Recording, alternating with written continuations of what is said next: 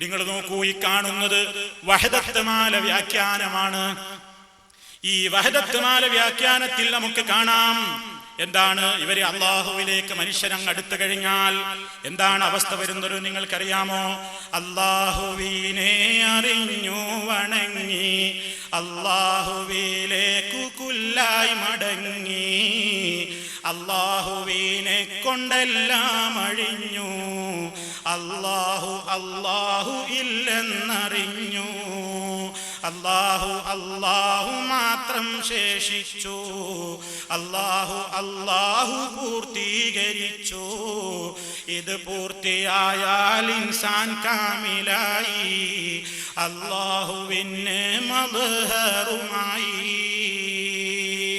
വിശദീകരിക്കാതെ തന്നെ ഈ വരികൾ കേൾക്കുമ്പോൾ നിങ്ങൾക്ക് മനസ്സിലാകാം അള്ളാഹുവിലേക്ക് ഒരാളങ്ങ് അടുത്തു കഴിഞ്ഞാൽ പിന്നെയുള്ള പ്രത്യേകത എന്താ? അയാളെ വിളിച്ചാൽ അള്ളാഹു വിളി കേൾക്കും, അള്ളാഹുവിനെ വിളിച്ചാൽ അയാളും വിളി കേൾക്കും. ഒരേപോലെയായി. അള്ളാഹിനെ വിളിച്ചാൽ അയാളാ വിളി കേൾക്കുക, അയാളെ വിളിച്ചാൽ അള്ളാഹുവാണ് വിളി കേൾക്കുക. അതാണ് ഗൗസുൽ ആദം പറഞ്ഞത്, വല്ലേ നീലത്തീന്നും എന്നെ വിളിപ്പോർക്ക് വൈകൂടാതുത്തരം ചെയ്യും ഞാനെന്നോവർ. ഏത് നാട്ടിൽ നിന്ന് എന്നെ വിളിച്ചാലും ഞാൻ ഉടനെ ഉത്തരം ചെയ്യുമെന്നർത്ഥം. കാരണം ഗൗസുൽ ആദമിനെ വിളിച്ചാൽ ഉത്തരം ചെയ്യുന്നത് അള്ളാഹുവാണ്, അള്ളാഹുവിനെ വിളിച്ചാൽ ഉത്തരം ചെയ്യുന്നത് ഗൗസുൽ ആദമാണ്. പിന്നെന്ത് പ്രയാസം! അപകടം മനസ്സിലായോ എന്റെ ശ്രോതാക്കൾക്ക്?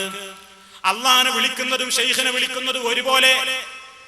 അള്ളാഹിനെ വിളിച്ചാൽ ഉത്തരം ചെയ്യുന്നത് മുഹീദ്ദീൻ ശൈഖ്, മുഹീദ്ദീൻ ശൈഖിനെ വിളിച്ചാലോ ഉത്തരം ചെയ്യുന്നത് അള്ളാഹ്. അപ്പൊ ഏത് കാര്യത്തിനും ഇനി നിങ്ങൾക്ക് ശൈഖിനെ വിളിക്കാം. കാരണം എന്താ?